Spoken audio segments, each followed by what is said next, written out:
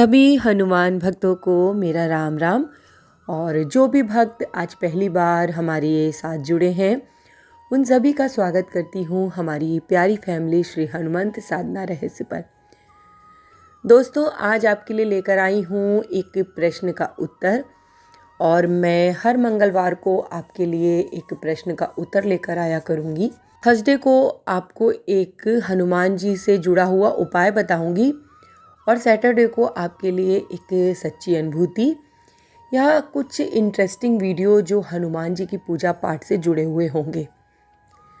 तो आज का मेरा प्रश्न है, और बहुत ज़्यादा लोगों ने कमेंट किया इस प्रश्न को लेकर कि हम संकट से ग्रस्त हैं और हम क्या करें। बहुत साल हो गए हम इस प्रकार की पीड़ा से परेशान हैं, हमारा संकट कट ही नहीं रहा। हम बालाजी भी होकर आ गए, बालाजी में अब पूजा पाठ होती नहीं, तो हमें क्या करना चाहिए। देखिए दोस्तों, सबसे पहले तो ये जानना ज़रूरी है कि संकटग्रस्त किन लोगों को कहते हैं। ऐसे लोग जो किसी प्रकार की तंत्र बाधा से ग्रसित हैं, या किसी प्रकार की प्रेत बाधा से ग्रसित हैं, या उनके ऊपर किसी ने जादू टोना कराया है, या आप समझ लीजिए कि उनके ऊपर किसी निगेटिव शक्ति का संचार हो रहा है, वो हावी है उनके ऊपर। ऐसे लोगों को संकटग्रस्त कहा जाता है और उन्हें बहुत कष्ट होता है। मैं इसलिए ऐसा कह रही हूँ क्योंकि मैं खुद भी इस प्रकार की प्रॉब्लम से ग्रसित थी, और अब बाबा की दया से बिल्कुल ठीक हूँ। तो बात भी सच है कि अगर बालाजी में ये सब पूजा पाठ बंद है तो हम क्या करें। देखिए दोस्तों, हम जब पहले भी बालाजी जाते थे तो वहाँ भी एक बात कही जाती थी कि आप कितने भी नियम परहेज जो वहाँ पर कराए जा रहे हैं, जो भोग वहाँ पे लगते थे, उन्हें करते रहिए। और अगर आपका विश्वास बाबा पर नहीं है तो आपका संकट नहीं कटेगा। ये 100% सत्य भी है।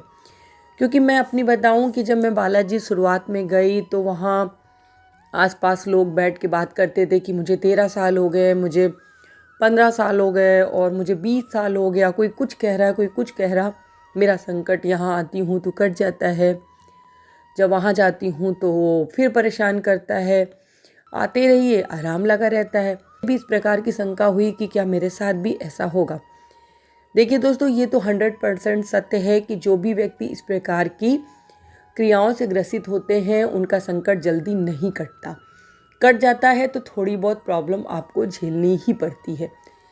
इसका एकमात्र साधन है कि आप भगवान पर पूरा विश्वास बनाकर रखिए, उनके ऊपर अपनी आस्था जोड़ के रखिए कि जो भी करेंगे सिर्फ और सिर्फ बालाजी महाराज करेंगे। आज मैं आपको 2 ऐसे उपाय बताऊंगी कि अगर आप उन्हें रेगुलर बेसिस पे करते रहते हैं तो आपको किसी भी प्रकार के संकट का सामना नहीं करना पड़ेगा। अगर आपके ऊपर संकट है तो भी वो धीरे धीरे खत्म हो जाएगा। देखिए, जादू नहीं होगा। आप सोचे कि मैंने ये उपाय बता दिया आपको जादू की तरीके से काम करेगा, ऐसा नहीं होगा।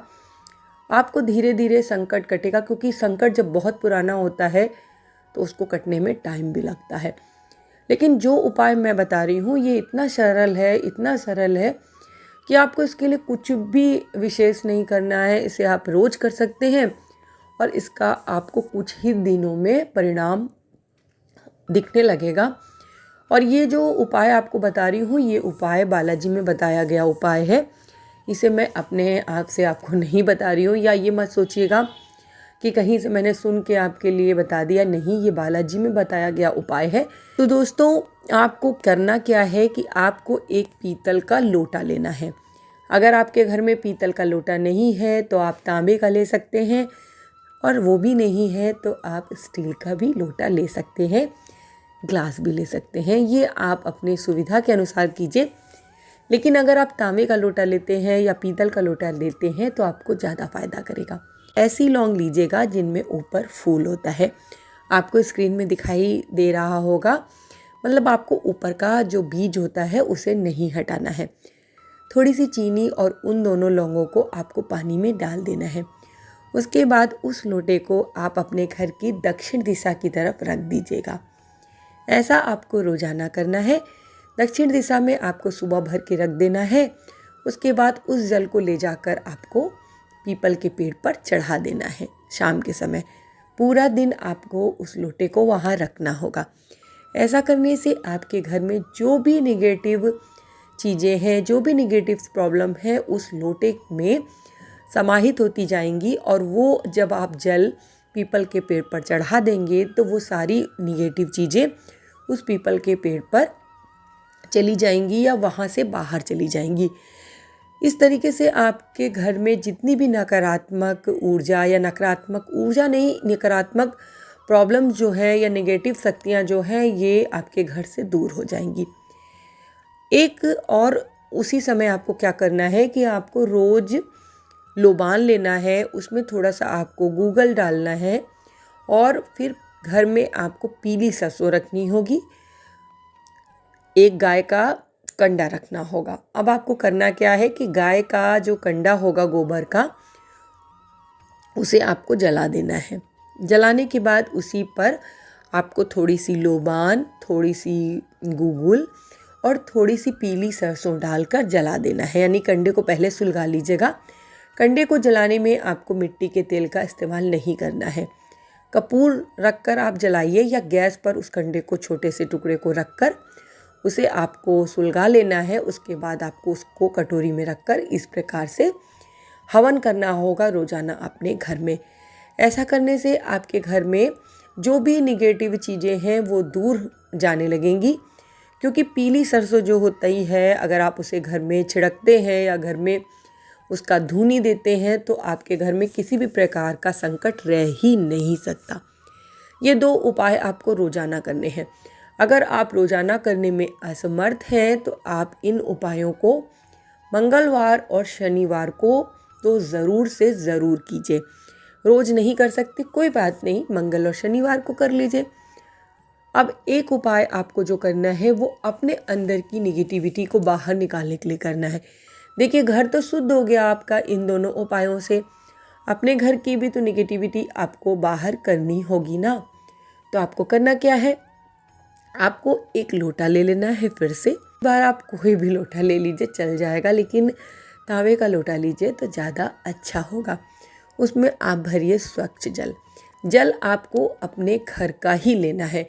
आप जिस बर्तन से पानी पीते हैं उसको धोकर साफ़ सुथरा करके उसमें आप रात भर पानी भर कर रख दीजिए। सुबह उसी से आपको, यानी कि बिल्कुल साफ़ पानी होना चाहिए, उसको छुआ हुआ ना हो।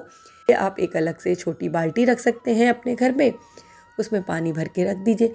सुबह उसी से आपको जल लेना है, उसमें डालना है एक सफ़ेद रंग का फूल, थोड़े से चावल, थोड़ी सी चीनी, थोड़ा सा कच्चा दूध, और ये आपको चढ़ाना कहाँ है, शिवलिंग पर जाके। आपके घर पर अगर कोई शिवलिंग हो तो आप उस पर भी ये प्रयोग कर सकते हैं, अन्यथा आप मंदिर में जाकर इस जल को भोले बाबा पर चढ़ा दीजिए और उसके बाद थोड़ा सा जल चढ़ाने के बाद वहीं से ग्रहण करके उसको आपको पी लेना है। दोस्तों, इस उपाय को आप ये मत सोचिए कि मैंने प्रदीप मिश्रा जी के उपाय से आपको बताया है।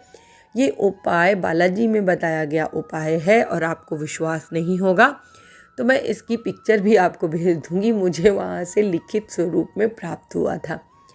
तो आप इसे ग्रहण करना शुरू कीजिए। इन दोनों उपायों को दोस्तों आपको करना है रेगुलर बेसिस पे। पहले वाला जो उपाय बताया उसे आप मंगल शनिवार को कीजिए, लेकिन दूसरा वाला जो उपाय बता रही हूँ इसे आपको रोज करना होगा। ऐसा आप महीने भर तक करके देखिए। ऐसा करने से आपके शरीर के सारे संकट दूर हो जाएंगे और बाबा पर आपको विश्वास रखना होगा।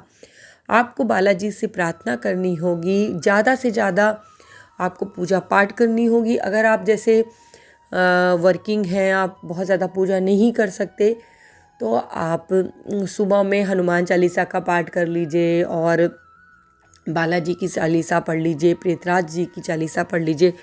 अगर इतना नहीं कर सकते हैं तो केवल आप हनुमान चालीसा का पाठ करके और उसके बाद आप जल चढ़ा दीजिए। इतना भी अगर आप करते रहेंगे तो आपको महीने भर में ही आराम लगने लगेगा। देखिए, महीना भर इसलिए बोल रही हूँ कि इतना टाइम तो दोस्तों लगेगा ही लगेगा, क्योंकि संकट है, इतनी जल्दी दूर नहीं होता। मैं आपको आश्वासन दे दूं कि आज आपने पिया, सुबह कमाल हो जाएगा, ऐसा नहीं होता है दोस्तों। संकट जब आपका पुराना हो जाता है तो वो आपके शरीर में घर कर लेता है, उसको निकालना थोड़ा सा कठिन हो जाता है। मैं आपको हताश नहीं करना चाहती, लेकिन सच्चाई यही है कि संकट धीरे धीरे कटता है, उसमें टाइम लगता है। जितना पुराना संकट उतना ही ज़्यादा टाइम लगेगा, लेकिन कटेगा ज़रूर, ये मुझे विश्वास है। तो आज के लिए इतना ही। और अगर आपके भी कोई ऐसे प्रश्न हो जिनका उत्तर आप जानना चाहते हैं तो स्क्रीन पे दिए जा रहे ईमेल एड्रेस पे आप मुझे मेल कर सकते हैं, या ऐसे भी कमेंट करके अपने प्रश्न को मुझसे पूछ सकते हैं। मैं प्रयास करूँगी कि आपके प्रश्न का उत्तर दे सकूं और आपकी शंका का समाधान कर सकूं। तो दोस्तों आज के लिए इतना ही। अगर वीडियो आपको पसंद आया हो, लगता है कि किसी के काम आ सकता है, तो आगे शेयर कर दीजिएगा। और मैं बाबा से प्रार्थना करती हूँ कि बाबा मेरे जो भी व्यक्ति संकट से ग्रस्त है उन सभी के संकट दूर कर दीजिए, क्योंकि बाबा संकट में बहुत कष्ट होता है। और इसी के साथ दोस्तों, जय श्री राम, जय बाबा की, और हर हर महादेव।